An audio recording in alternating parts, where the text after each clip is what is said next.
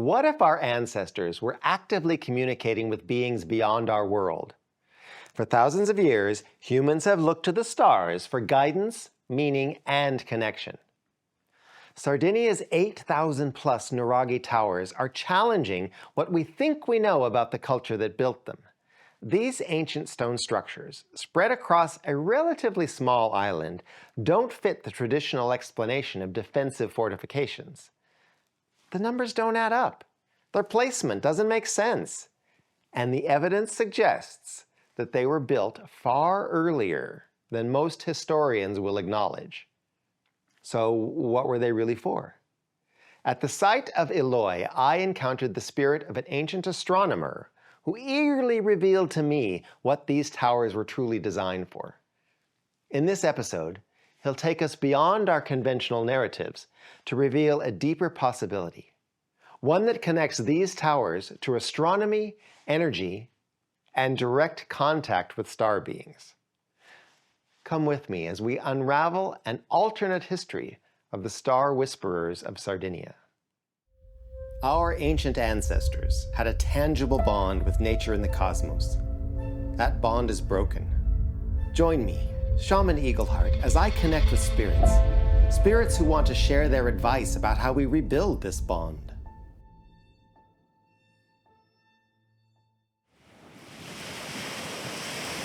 For this episode, I welcome you to the magical island of Sardinia. It's in the Mediterranean Sea, just off the west coast of Italy. I've been drawn to this magical part of the world because of the outstanding number of magical stone structures. There is everything here. There are standing stones. There are pyramids. There are carved initiation caves. There are tombs of the giants. There are relics of the giants. And over 8,000 stone towers called Nuraghe. Now, the accepted mainstream history asserts that these Nuraghe towers were built as defensive strongholds. It's very difficult for me to accept that a small island, only 9,000 square miles, would need 8,000 defensive towers. To defend against what? Especially when, well, for example, the tower that I'm going to take you to could only hold maybe a dozen or so people. Look, it's possible that much later in history, the larger ones were used for defense, but that's not the reason they were built. Archaeoastronomy dates some of these Nuraghe to between 8,000 and 7,200 BC. It's time for our collective consciousness to wake up to the lies, the deceptions, and the missing pieces of history. Anyway, for some mysterious reason, Spirit guided me to Eloy. It's in the center of the island. When I arrived at Eloy, I performed my standard ceremony to introduce myself, state my intention, which was to learn about the site and to listen to whatever the spirits had to share, and then to ask permission of the local spirits to enter the site. So I waited for a bit, and then I felt a strong pull over to the tower. I crouched down to fit through the doorway, and I walked through to the central chamber. A spiral stairway was to my left. And when I arrived at the top, I started to perceive another time, that ancient time, a time when the tower was complete and there was a smooth floor beneath me. I tuned my telepathic focus to this other world. And as I looked around, trying to get my bearings between these two worlds, I noticed a spirit waiting to greet me. He was a young man with thick, curly, dark hair and a full beard. He was dressed in a simple tunic with a leather belt around his waist. And he introduced himself as an astronomer. And he asked me if I was an astronomer in my time. I said that I wasn't. And he kind of gave me a sort of quizzical look, and he said, well, he was here to answer my questions. I was grateful to meet him, and I thanked him for any information that he could share about these towers. He turned, and he walked to the eastern part of the tower and gestured for me to follow. And he wanted me to look through a niche in the stone wall. Now, just to be clear, in my time, there is no outer wall of the tower. I can see where it was, but where I'm standing, it's just rough stones and then like a 7-meter drop to the ground. But in the other world, where my guide is, the wall is complete and the floor is smooth and there is this little niche. So I made my way carefully to the edge where he was, and I looked out. As we were standing there together, he told me of his sacred duty, to carefully watch for a particular star to rise in alignment with a distant valley.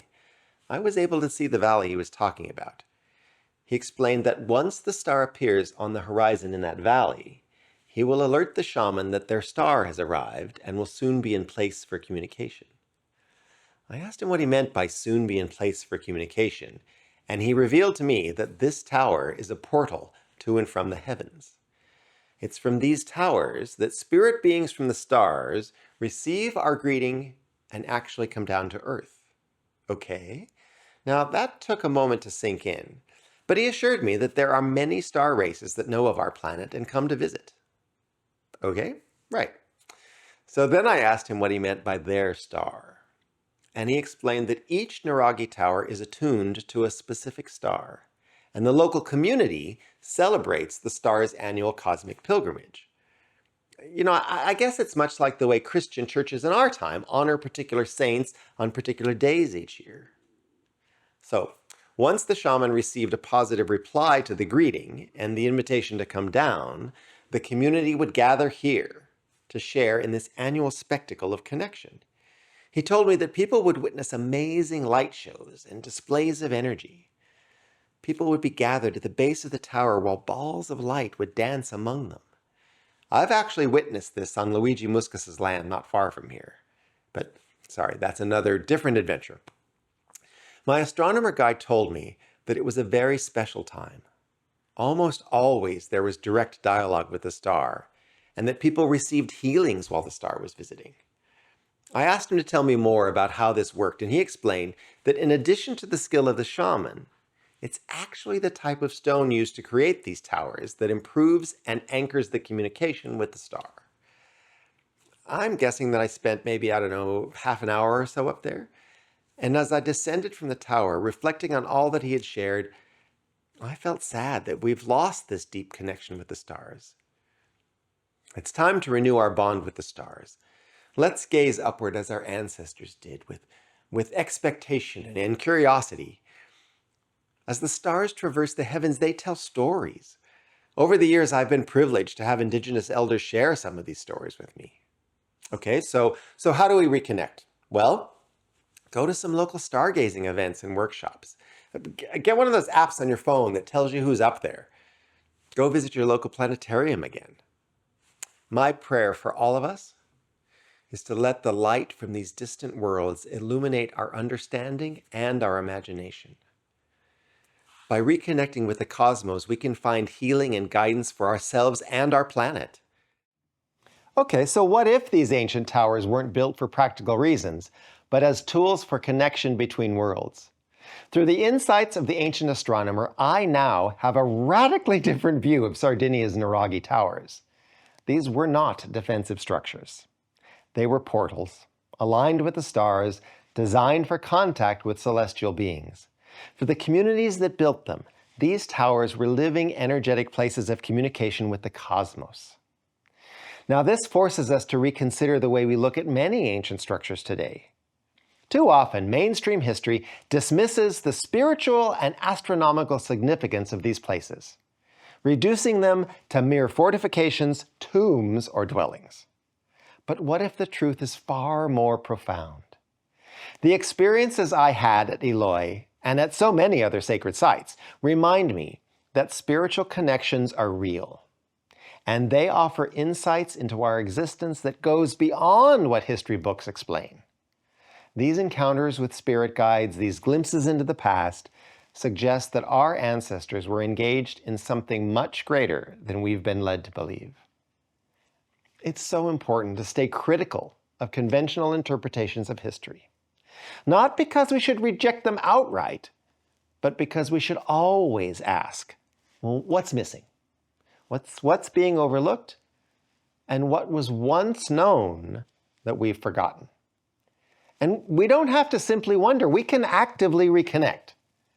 I encourage you to go to ancient sites, experience them for yourself, listen with your heart, and be open to what they reveal. Spend time under the night sky, not just as a spectator, but as a participant in the vast ongoing relationship between the Earth and the cosmos. If you want to take a deeper dive, there's a free ebook, beautiful lessons and reflections about this spirit encounter on my website. That's at eagleheart.org. www.amplifying.com.au. And if you want to experience more ancient wisdom and sound healing, follow, subscribe, and be sure to click the notification bell so that you can join me for more shamanic adventures. And let's reclaim the wisdom that's been lost. If you want more lost star knowledge, check out Star Water, Lost Healing Powers of Malta, and Mystical Alignments, the Spirit Sisters of Santa Cristina, both in Season 1.